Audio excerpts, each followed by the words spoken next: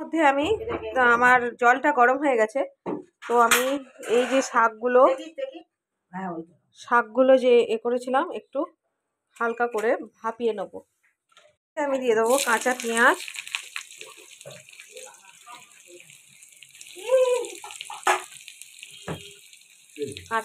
দিয়ে দিলাম।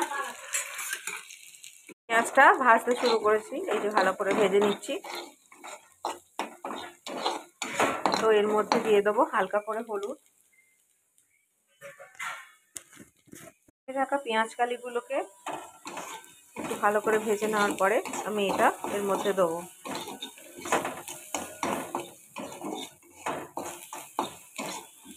কেটে রাখা পেঁয়াজ কালিগুলোকে এর মধ্যে আমি দিয়ে দিয়েছি।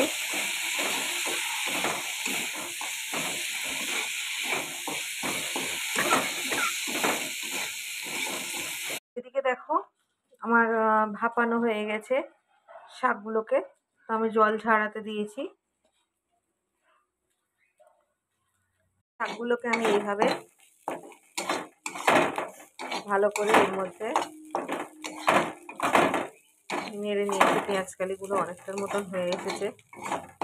বন্ধুরা দেখো, আমি এগুলো ভেজে রাখা পেঁয়াজ আর পেঁয়াজ কালিগুলোকে একটা বাটির মধ্যে নিয়ে নিয়েছি, আর ভাপিয়ে রাখা এই যে শাকগুলোকে একটা, দেখো বন্ধুরা আমি এখানে নিয়ে নিয়েছি শিলনোড়া, আর এই যে পেঁয়াজ কালিগুলোকে শুকনো লঙ্কা। তো আমার পেঁয়াজ কালিগুলোকে ঠিক এইভাবে বাটা হয়ে গেছে, আর কিছুটাই রয়েছে।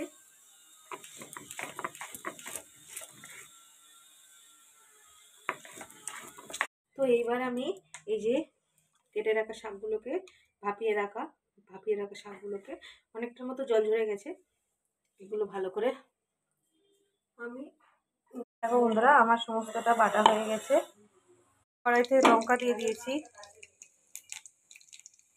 লঙ্কাটা যতক্ষণ না হচ্ছে ততক্ষণ আমি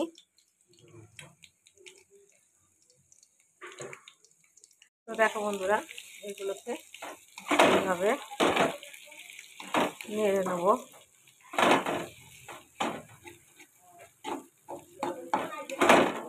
দেখো আমি